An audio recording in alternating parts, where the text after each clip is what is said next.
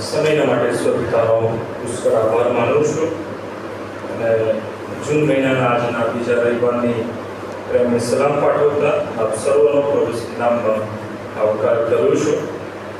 પ્રભુના વચનો આ સમય આપણે વાંચીએ. પ્રકટીકરણનું પુસ્તક તેનો 6ઠો અધ્યાય, પ્રકટીકરણનું પુસ્તક 6ઠો અધ્યાય તેની 12મી કલમથી લઈને એ અધ્યાયના અંત સુધી, 17મી કલમ સુધી, અને ત્યારબાદ પ્રકટીકરણ 8મો અધ્યાય ને 1 થી 5 કલમ આપણે પ્રભુના વચનો વાંચવાના છે, જે આ પ્રમાણે છે. પ્રકટીકરણ 6ઠો અધ્યાય 12મી કલમથી. જ્યારે તેણે છઠ્ઠી મુદ્રા તોડી ત્યારે મેં જોયું તો મોટો ધરતીકંપ થયો અને સૂર્ય વાળના કામડા જેવો કાળો થઈ ગયો અને આખો ચંદ્ર લોહી જેવો થઈ ગયો. અને જેમ ભારે પવનથી અંજીરી હાલી ઉઠે છે અને તેના કાચા ફળ તૂટી પડે છે, તેમ આકાશમાંના તારાઓ પૃથ્વી પર પડ્યા. વળી આકાશ વાળી લીધેલા ઓળિયાની જેમ જતું રહ્યું અને દરેક પહાડ તથા બેટને પોતપોતાને ઠેકાણેથી ખસેડવામાં આવ્યા. જગતના રાજાઓ, મોટા માણસો, સેનાપતિઓ, શ્રીમંતો, પરાક્રમીઓ તથા દરેક દાસ તથા સ્વતંત્ર એ તમામ ગુફાઓમાં તથા પહાડોમાં ખડકને ઓથે સંતાઈ ગયા. તેઓ પહાડોને તથા ખડકોને કહે છે કે અમારા પર પડો અને રાજ્યાસન પર બેઠેલાની નજર આગળથી તથા હલવનના કોપથી અમને સંતાડો, કેમ કે તેઓના કોપનો મોટો દિવસ આવ્યો છે અને કોનાથી ઊભું રહેવાય. પ્રકટીકરણ 8મો અધ્યાય, પહેલી કલમ. જ્યારે તેણે 7મી મુદ્રા તોડી ત્યારે આશરે 1 ઘડી સુધી આકાશમાં મૌન રહ્યું અને ઈશ્વરની આગળ ઊભા રહેનારા 7 દૂતોને મેં જોયા. તેઓને 7 રણસિંગડા આપવામાં આવ્યા. ત્યાર પછી બીજો એક દૂત આવીને વેદીની પાસે ઊભો રહ્યો. તેના હાથમાં સોનાની ધૂપદાની હતી અને તેને પુષ્કળ ધૂપ દ્રવ્ય આપવામાં આવ્યું, જેથી સર્વ સંતોની પ્રાર્થનાઓ સાથે રાજ્યાસનની સામેની સોનાની વેદી પર તે તેને અર્પણ કરે. તે દૂતના હાથમાંથી ધૂપની ધૂણી સંતોની પ્રાર્થનાઓ સાથે ઈશ્વરની આગળ ચડી. પછી દૂતે ધૂપદાની લઈને તેમાં વેદીનો અગ્નિ ભરીને તેને પૃથ્વી ઉપર નાખી દીધો. ત્યાર પછી ગર્જનાઓ, વાણીઓ, વીજળીઓ તથા ધરતીકંપ થવા લાગ્યા. આ પ્રભુનું વચન છે. એ વચન સમજવા, સમજાવવા, સ્વીકારવા એની કૃપા પૂરી પાડે. ગત રવિવારે આપણે જે બાબત જોઈ રહ્યા તેમાં આપણે આગળ જવા માંગીએ છીએ. પ્રભુનું આગમન, એની સાથે પ્રભુના પસંદ કરેલા લોક, એટલે કે પ્રભુની એ સાર્વત્રિક મંડળી, એ પ્રભુને મળવાને માટે એ આકાશના રાજ્યમાં ઉચકાઈ જશે અને ત્યારબાદ પૃથ્વી પર જેઓ પડતા મુકાયેલા છે તેઓના ઉપર દેવનો કોપ રેડવામાં આવશે. એ અનર્થરૂપી એ કોપની શરૂઆત જ્યાં થવાની છે અને આખું જે એ દ્રશ્ય છે એ આપણે સમજવા માંગીએ છીએ. ઘણી વખત પ્રશ્ન થાય કે પ્રભુના એ આગમન સમયે કેવી પરિસ્થિતિ હશે. અહીંયા આપણે જોઈએ છે પ્રકટીકરણ 6ઠા અધ્યાયમાં, અને ત્યાં એ કોપ એટલે કે અનર્થોની જે શરૂઆત, જે પૃથ્વી ઉપર પડતા મૂકેલા લોકો પર દેવ કરશે, અને ત્યારનું જે એ દ્રશ્ય છે એ ખરેખર બહુ ભયંકર દ્રશ્ય છે. એ બાબત જે છે અને આ બધી બાબતો જે થશે એ આપણે વાંચીએ છીએ ત્યારે જાણે કે આમ લાંબુ લાગે છે, પરંતુ આ બધું જ્યારે થશે ત્યારે એક આંખના પલકારામાં થશે. પ્રભુનું એ આવવું, મંડળીનું ઊંચકાઈ જવું, એ બધી બાબતો એ આપણે ધારીએ કલ્પીએ વિશેષ એટલું ઝડપી આંખના પલકારામાં થશે કે ખરેખર એ બધું થયા પછી જ્યારે જે પડતા મુકાયેલા હશે અને એ લોકોને ભાન થશે કે આપણે પ્રભુથી પસંદ થયેલાનું નથી, અને એ જે બાબત છે બહુ મોટા અફસોસની બાબત છે. અને એટલા માટે જ ફરીથી એ પ્રકટીકરણ એના પહેલા અધ્યાયમાંથી આપણે વાંચીએ તો ત્યાં પ્રભુના આગમન માટે લખવામાં આવ્યું છે 7મી કલમમાં, પ્રકટીકરણ 1 અને 7. જો તે વાદળા સહિત આવે છે, દરેક આંખ અને જીવોએ તેમને વિંધ્યા તેઓ પણ તેમને જોશે અને પૃથ્વી પરની સર્વ જાતિઓ તેમને લીધે વિલાપ કરશે. હા આમેન. હા પ્રભુને વિંધ્યા તેઓ પણ જોશે. અને માટે એ જે બાબત છે એ એટલી એ દ્રશ્ય કે બાબત એટલી ભયંકર છે કે એના સાક્ષી થનાર દરેક અને એના માટે ફિલિપીના પત્રમાંથી આપણે વાંચીએ. ફિલિપીને પત્ર તેનો બીજો અધ્યાય. ફિલિપીને પત્ર તેનો બીજો અધ્યાય અને ત્યાં જેમ પ્રભુ ઈસુ ખ્રિસ્ત માટે લખવામાં આવ્યું છે 10મી કલમ કે આકાશમાંના ભૂમિ પરના તથા ભૂમિ નીચેના સર્વ ઈસુના નામે ઘૂંટણે પડીને નમે અને ઈશ્વર પિતાના મહિમાને અર્થે દરેક જીવ કબૂલ કરે કે ઈસુ ખ્રિસ્ત એ પ્રભુ છે.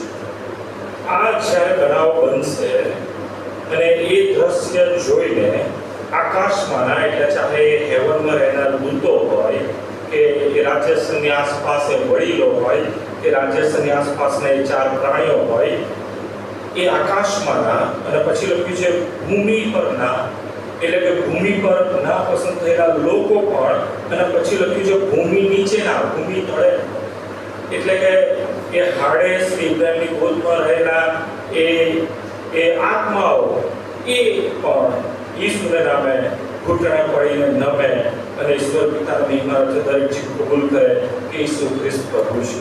આ દ્રશ્ય એ બધાના માટે છે. આકાશમાં રહેનારા લોકોના માટે પણ છે, ઊંચકાઈ ગયેલા લોકોના માટે છે, પૃથ્વી ઉપર પડતા મુકાયેલા એ નાપસંદ થયેલા લોકો માટે પણ છે અને ભૂમિની તળે રહેલા એ ચાહે હાડેસમાં રહેલા હોય કે ઇબ્રાહીમની ગોદમાં રહેલા હોય દરેકના માટે આ બાબત છે. દરેક આંખોએ જોશે. એટલા માટે પ્રત્યેક એક છે વાંચ્યું પ્રમાણે કે જેઓએ પ્રભુ ઈસુ ખ્રિસ્તને વિંધ્યા તેઓ પણ જોશે અને એ દરેક આંખ જોનાર એ નમી જશે, ઘૂંટણો પ્રભુને આગળ નમી જશે અને દરેક જીવ એ કબૂલ કરશે કે ઈસુ ખ્રિસ્ત પ્રભુ છે. એટલું જબરજસ્ત એ દ્રશ્ય હશે. પ્રભુનો આભાર માનું છું કે આ કૃપા પ્રભુએ મને આપી એ સમજવા માટે અને આપણે એ સમજવા જઈ રહ્યા છીએ કે દ્રશ્ય કેવું હશે. પહેલી બાબત તો જ્યારે આ બધું થશે ત્યારે પ્રકટીકરણ 6 અને 12માં જેમ લખ્યું છે એ પ્રમાણે કે જ્યારે તેણે છઠ્ઠી મુદ્રા તોડી ત્યારે મેં જોયું તો મોટો ધરતીકંપ થયો અને સૂર્ય વાળના કામડા જેવો કાળો થયો અને આખો ચંદ્ર એ લોહી જેવો થયો. અને 14મી કલમ પ્રમાણે વળી આકાશ એ વાળી લીધેલા કોળિયાની જેમ જતું રહ્યું. સૂર્ય એ એનો પ્રકાશ આપતો બંધ થઈ જશે. જેમ પેલો કામડો કાળો બરાબર વાળથી બનેલો કામડો આપણે વળીએ શિયાળામાં એવો કાળો થઈ જશે. ચંદ્ર લોહી જેવો થઈ જશે. આકાશ એ વાળી લીધેલા ઓળિયાની જેમ જતું રહેશે. અને આ બાબત સમજવા માટે ચોક્કસ તમે રાતની પરિસ્થિતિ જોઈ હશે. રાત્રે જેમ સૂર્યની ગેરહાજરી હોય છે અને આપણે દિવસમાં જે આકાશ જોઈએ છે કે વાદળી રંગનું આકાશ દેખાય અને રાત્રે એ આકાશ બદલાઈને એ કાળા રંગનું થઈ જાય છે. ત્યાં આપણે તારાઓ પણ જોઈ શકીએ છીએ, નક્ષત્રો જોઈ શકીએ છીએ, ઘણું બધું એ આકાશમાં જોઈ શકીએ છીએ.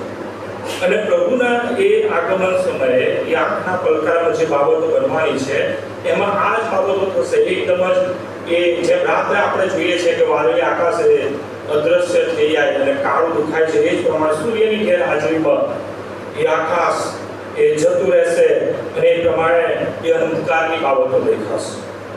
પણ તેમ છતાં એ અંધકાર નહીં હોય. કેમ અંધકાર નહીં હોય તો ફરી એ બાબત સમજવા માટે જખારિયામાંથી આપણે એ સમજવા માંગીએ છીએ. જખારિયા પ્રબોધકનું પુસ્તક ખોલો મારી સાથે 14મો અધ્યાય. જખારિયા પ્રબોધકનું પુસ્તક તેનો 14મો અધ્યાય અને તેની 6ઠી કલમ. જખારિયા 14મી અધ્યાય 6ઠી કલમ. તે દિવસે એટલે કે આ બધું થવાનું છે પ્રભુના આગમનના દિવસે. તે દિવસે અજવાળામાં ચોખ્ખો પ્રકાશ કે ચોખ્ખો અંધકાર હશે, પણ તે એવો દિવસ હશે કે જે વિશે યહોવા જ જાણે છે. એટલે દિવસ નહીં તેમ રાત પણ નહીં, પણ એવું બનશે કે સાંજની વખતે અજવાળું હશે.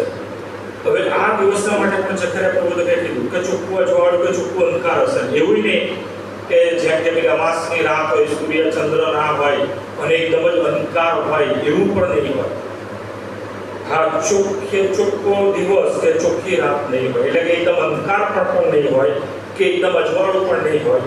પણ ત્યાં લખવામાં આવ્યું છે કે 7મી કલમમાં છેલ્લું વાક્ય સાંજના વખતે અજવાળું હશે. હમણાં ગત દિવસોમાં જ હું હિમાચલમાં ગયો હતો અને એ સ્થિતિ એવી રીતે એક આઝાદ જે સિટી છે ત્યાં તો મનાલી બાજુ આવતો તો મારે બહુ મોડું થયું, આખો હાઈવે પસાર કરતા. પરંતુ બહુ હાઈટ પર એ રસ્તો છે, 12 થી 14,000 ફૂટની એ હાઈટ પરનો રસ્તો, અને ત્યાં લગભગ 7 વાગે તો સૂર્ય આથમી ગયો, તેમ છતાં પણ ત્યાં અજવાળું લાગતું હતું. કેમ કે હાઈટ ઉપર છે તે આખો વિસ્તાર, એટલે બહુ મોડે સુધી ત્યાં પ્રકાશ હતો. સૂર્યની ગેરહાજરીથી તેમ છતાંય અમને અજવાળું લાગતું હતું. આપણે રસ્તો સારી રીતના જોઈ શકીએ, આજુબાજુના જે પણ બરાબર પહાડ છે, ઝાડ છે, જે બી પરિસ્થિતિ હોય, ઇવન એ ખીણમાં રહેલી નદીને પણ આપણે જોઈ શકીએ કે આપણે એવું ના કહી શકીએ કે દિવસ. અને જો તમે આકાશ બાજુ જુઓ તો આકાશ તો એટલો અવલૌકિક લાગે કે જેમ અહીંયા લખ્યું છે પ્રમાણે ના અંધકાર કે ના અજવાળું, એકદમ અંધકાર પણ નહીં કે એકદમ અજવાળું પણ નહીં. અને આવું એ દિવસે લાગશે. કેમ એ દિવસે આવું લાગશે? તો ફરી આવીએ આપણે પ્રકટીકરણ 6 અધ્યાયમાં, અને ફરીથી આપણે જોઈએ કે જ્યારે સૂર્યની ગેરહાજરી હશે એટલે એક બાજુ એ અંધકાર છે, પણ બીજી બાજુ 14મી કલમ વળી આકાશ વાળી લીધેલા ઓડિયાની જેમ જતું રહેશે. જો આકાશ, પૃથ્વી અને હેવનની વચ્ચે જે આકાશ છે એ જતું રહેશે તો પૃથ્વી પર રહેનારા એ બધા જ એ આકાશનું રાજ્ય જોઈ શકશે, હેવન જોઈ શકાશે. અને હેવનમાં શું છે? હેવનમાં દેવ પોતે પ્રકાશ, કે જેનાથી એ આખું હેવન પ્રકાશિત છે, એ સ્વર્ગ એ દેવના પ્રકાશથી પ્રકાશિત છે. એ પ્રકાશ એવો છે કે એમાં ફરવાથી પડછાયો પડતો નથી. જેમ અહીંયા લાઈટ છે અને લાઈટમાં જો મારો હાથ કે કોઈ બી વસ્તુ આવે તો પડછાયો પડે છે, પણ દેવનો પ્રકાશ એવો નથી.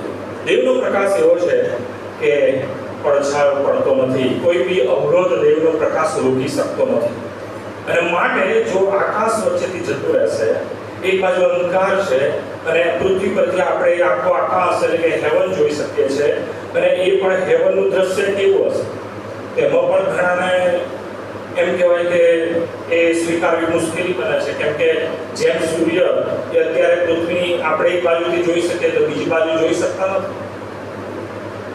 સૂર્ય કોઈ એક બાજુથી જોઈ શકાય છે, બીજી બાજુ અંધકાર હોય છે. તો પ્રભુનું આગમન થશે તો પ્રભુને લોકો કઈ રીતના જોઈ શકશે? પ્રશ્નો થાય તો ઘણા જે બહુ સ્કોલર, બહુ અભ્યાસોને જાતના પ્રશ્નો, એટલે એમ થાય છે કે પ્રભુ ઈસુ આવશે તો પૃથ્વીના એક ભાગને દેખાશે, બીજા ભાગને કઈ રીતના દેખાશે? લોજિક બરાબર છે, સમજી શકાય છે, વાત સાચી છે. પણ તમે જાણ્યું ને 360 ડિગ્રી કેમેરા વિશે? 360 ડિગ્રી કેમેરાનો વ્યૂ કેવો હોય છે ખબર? એમાં એવું હોય છે કે તમને બધું જ દેખાય, ચારે બાજુ દેખાય. કેમેરા એક જ જગ્યાએ હોય પણ તમે એ જોઈ શકો, એ કેમેરાની ચારે બાજુ જે પણ છે બધું જ તમે જોઈ શકો. અને એ જે ઇમેજ દેખાશે, હવે તમે કલ્પના કરો કે પ્રભુનું આગમન થયું, એ દિવસ હવે સૂર્ય એકદમ બંધ કરી દેવામાં આવે, બરાબર? ચંદ્ર એ હેવનના પ્રકાશના લીધે થઈને જ એકદમ લાલ થઈ જાય.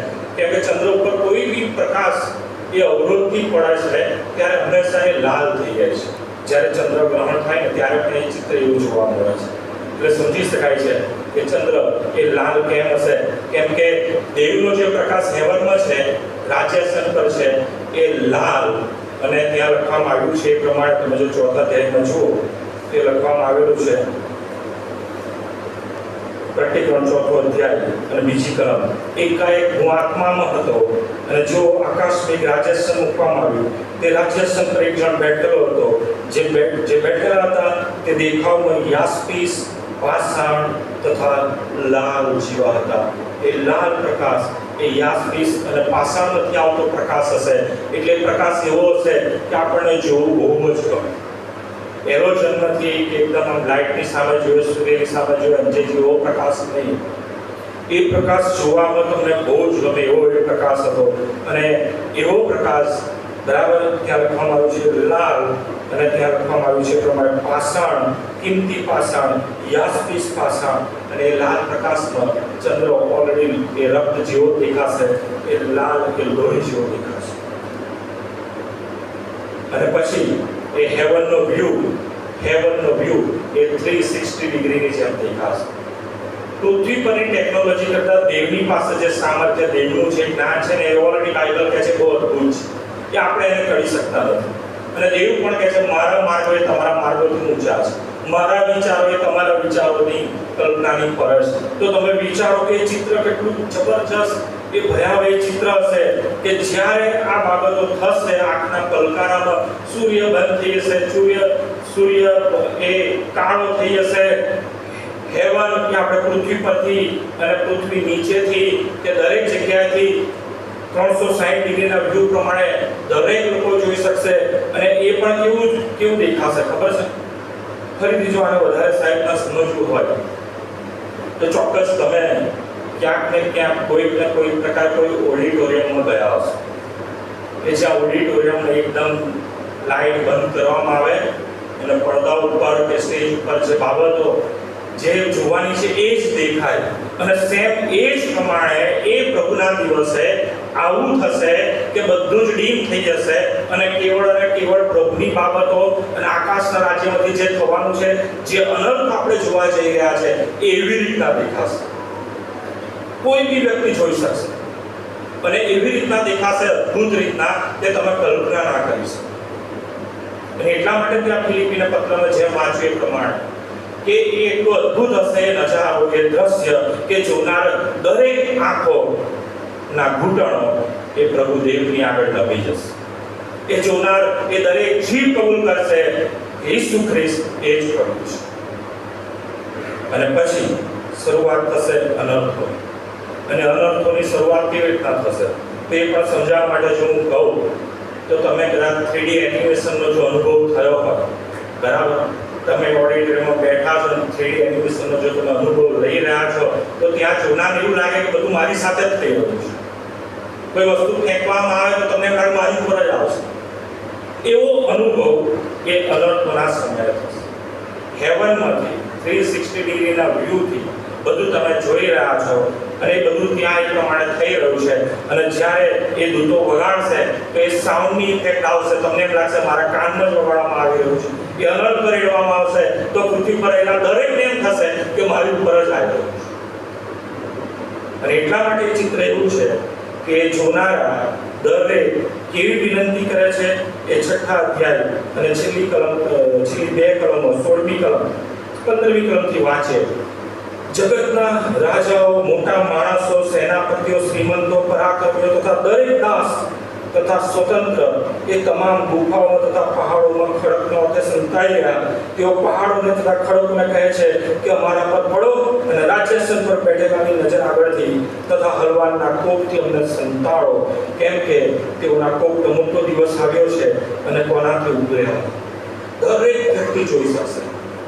અહીંયા લખ્યું છે પ્રમાણે કયા વ્યક્તિઓ છે, 15મી કલમમાં લખ્યું છે પ્રમાણે. અને એ લોકો જોઈ શકે છે, શું જોઈ શકે છે?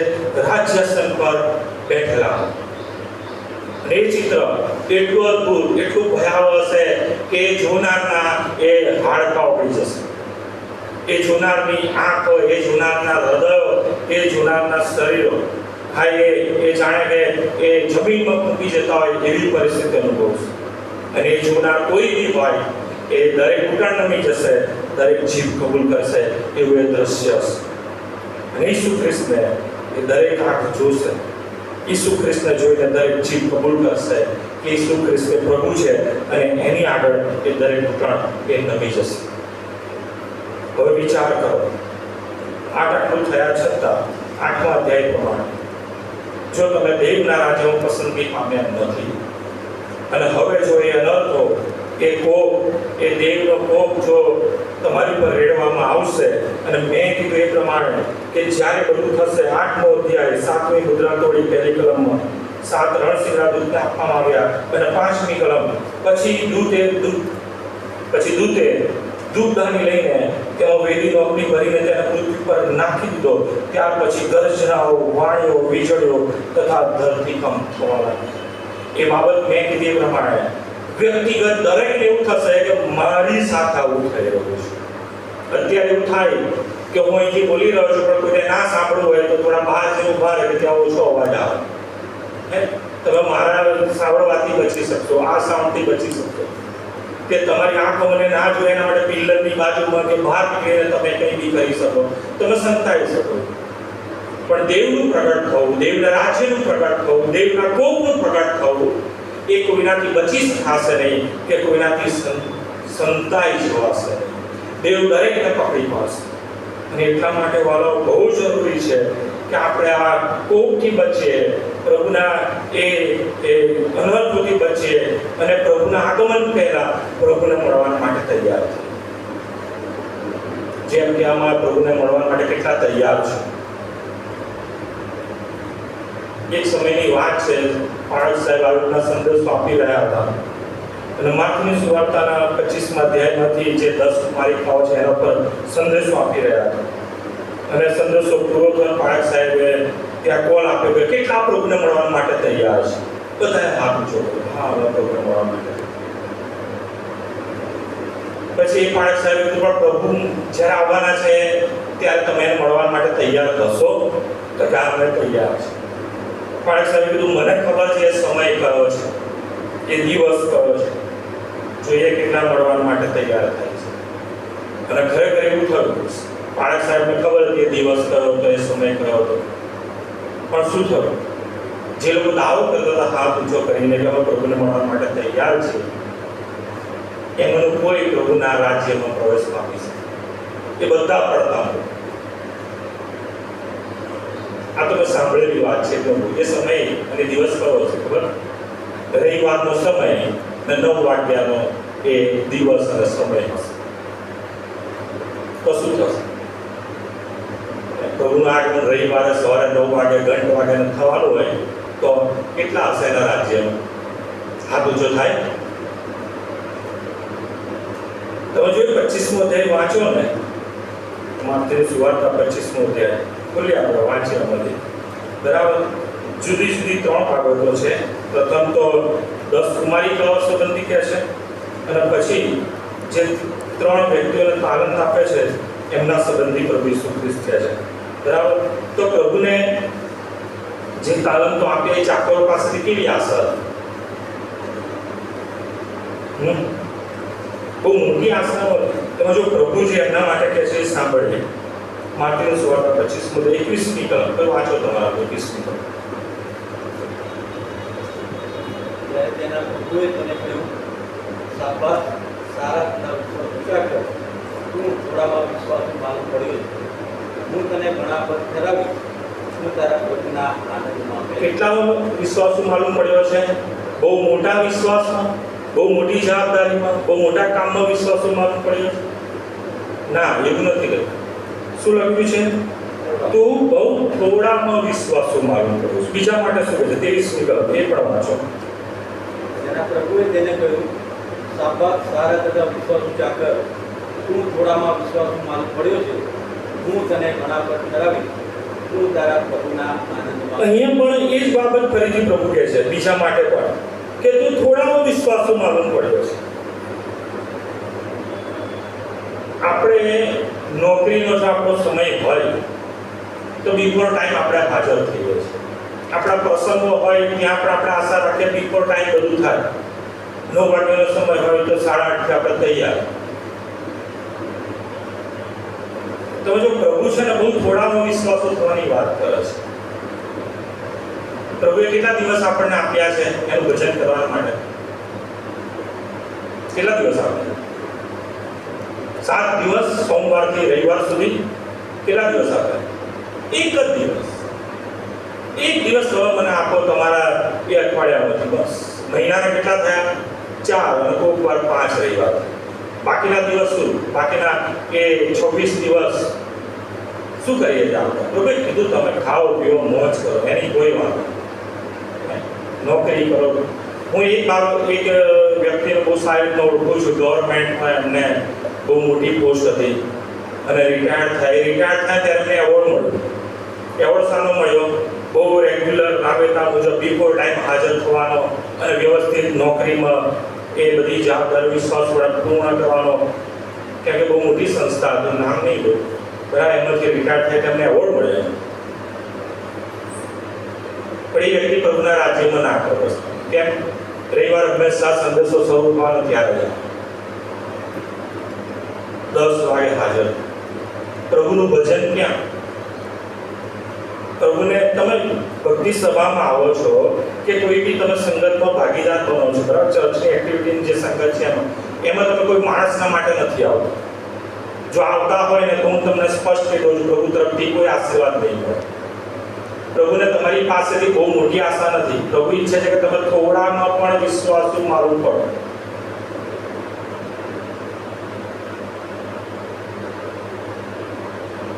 આપણે પ્રભુને મળવાને માટે તૈયાર છે કે કેમ, એ ઘણી વખત આપણે છે ને આપણા મનોકલ્પિત વિચારોથી એ કેટેગરી નક્કી કરીએ છીએ કે ના હું તો તૈયાર છું. પણ બાઇબલ એવું નથી કહે. પ્રભુ ઈસુ ખ્રિસ્ત એનો માપદંડ એમની રીતના આપે છે. એમાં પ્રથમ બાબત તો આ છે કે તમે પ્રભુને મળવા માટે કેટલા ઉત્સુક છો, કેટલા તૈયાર છો.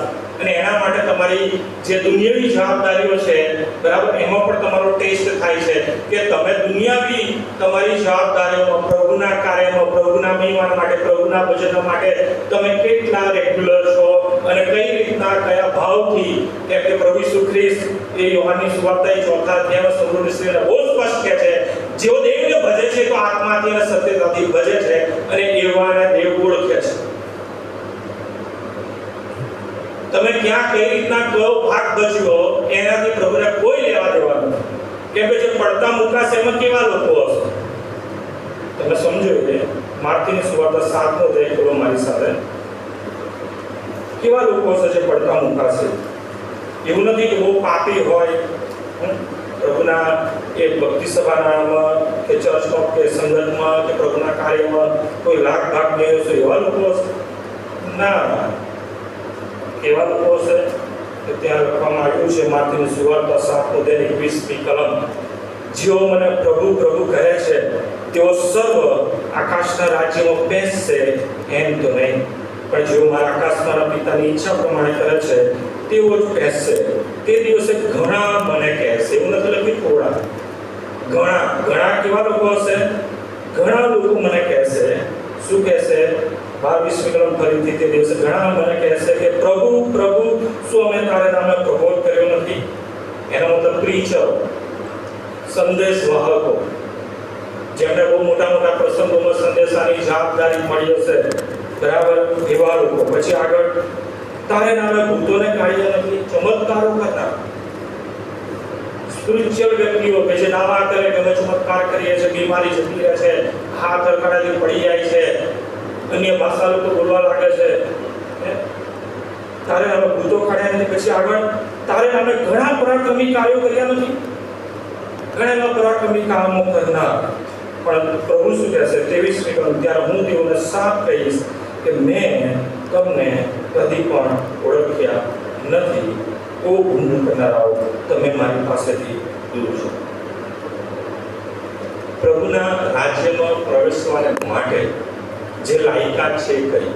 તો પહેલી લાયકાત છે કે તમે પ્રભુને પ્રસન્ન કરવામાં તમે વિશ્વાસુ માનવું પડે. અને એ પણ કેટલા? થોડામાં વિશ્વાસુ માનવું. એ પ્રભુ જોશે કે આ મેં ઘણી બધી જવાબદારી આપેલી. હું ઘણી વખત વિચારું છું, હું ઘણા બધા એવા માણસો ઓળખું છું કે જે બહુ સંસ્થામાં અને મંડળીમાં બહુ મોટી મોટી જવાબદારીઓ વહન કરતા હોય, બહુ મોટા એવા કામો પણ એમણે કરેલા છે. અને જો કોઈ જગ્યાએ માઇક મળે ને તો એ લોકો એ બાબતો કહેતા ચૂકતા નથી કે મેં આટલા વર્ષ સેક્રેટરી તરીકે કામ કર્યું, ફલાણી જગ્યાએ, આ જગ્યાએ, તે જગ્યાએ. પણ અત્યારે ભક્તિ સભામાં જો દેવાની ગેરહાજરી. મને એમ થાય તમે કોના માટે એ સેવાઓ? માણસના માટે? તમને કોઈ જવાબદારી સોંપે, એ તમને સારું લાગે બસ એટલા બધું જ કામ કરવાનું, એ જવાબદારી શું કોઈ માણસે સોંપે? માણસને પ્રસન્ન કરવા માટે તમે એ કરતા. હું પ્રભુને પ્રસન્ન કરું અને એના માટે મારે જે પ્રભુને પ્રસન્ન કરવા માટે કરવાનું છે એ હું ને પ્રભુ જાણે છે. અને પ્રભુ એમાં પણ બહુ આશા રાખતા નથી. પ્રભુ એમાં આશા રાખે છે થોડામાં વિશ્વાસો માલુમ કરો, બસ. બહુ ઘણામાં નહીં. પહેલી બાબત કે તમે બહુ થોડામાં વિશ્વાસો માલુમ પડો, પ્રભુની નજરમાં એ પ્રશંસા પાત્ર બની રહે અને પ્રભુ કહેશે શાબાશ, સારા તથા વિશ્વાસુ ચાકર. નહીતર તો એ જે મેં કીધું એ પ્રમાણે એ દ્રશ્ય, એ ચિત્ર, એ દેવનો કોપ સીધો તમારી ઉપર આવશે. એનાથી તમે બચી શકશો. પણ પ્રભુ રોજ તક આપે છે, રોજ નવી તક આપે છે. ફરીથી પ્રભુને પ્રસન્ન કરવા માટે જીવન જીવવાની તક આપે છે. બીજી જે કેટેગરી આવે છે એ તો છે જેમ પ્રભુ ઈસુ ખ્રિસ્ત કહે છે કે જેમ મેં તમને પ્રેમ કર્યો તમે એકબીજા પર પ્રેમ કરો. યોહાનની સુવાર્તા 15મા અધ્યાયમાં આપણે આવીએ તો પ્રભુ ઈસુ ખ્રિસ્ત ત્યાં કહે છે, યોહાનની સુવાર્તા 15મો અધ્યાય અને 12મી કલમ. કોઈ વાંચો 12મી કલમ.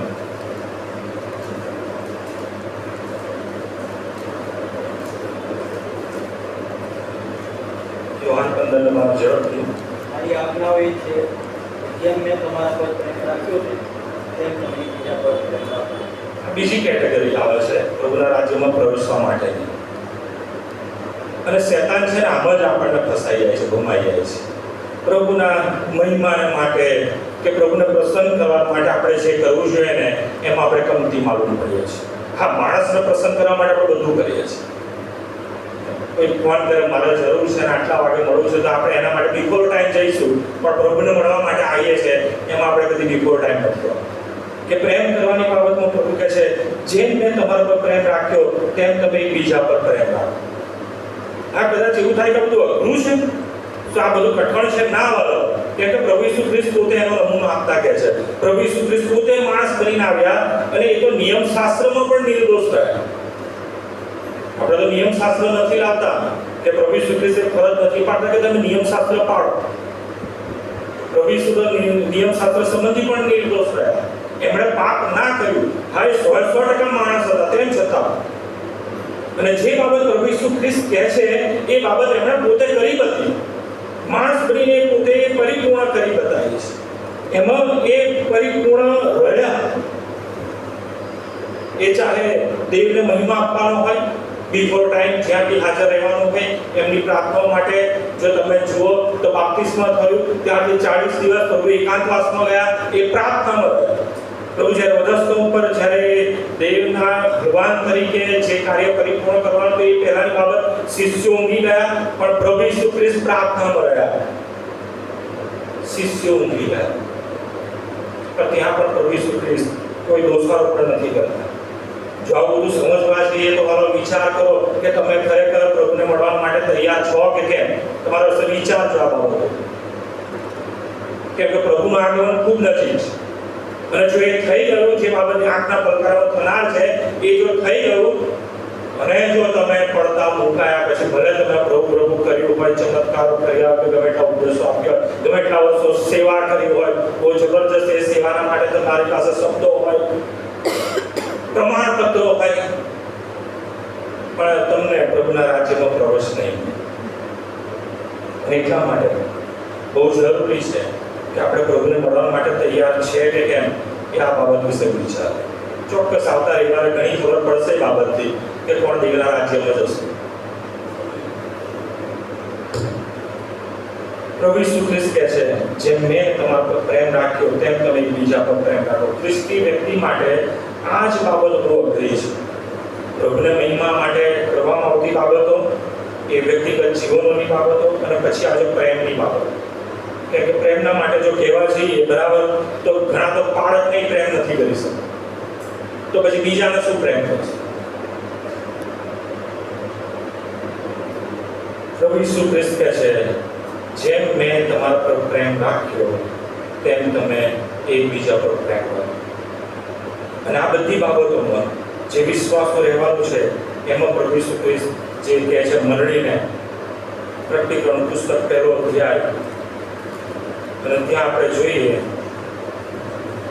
પ્રકટીકરણનું પુસ્તક 2 અધ્યાય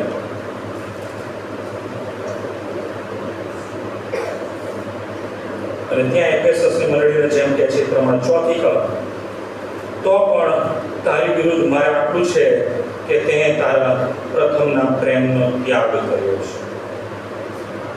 એ માટે તું જ્યાંથી પડ્યો છે તે યાદ કરીને પસ્તાવો કર અને પ્રથમના જેવા કામ કર, નહીં તો હું તારી પાસે આવીશ. અને જો તું પસ્તાવો નહીં કરે તો તારી દેવીને તેની જગ્યાએ હું ખસેડી દઈશ.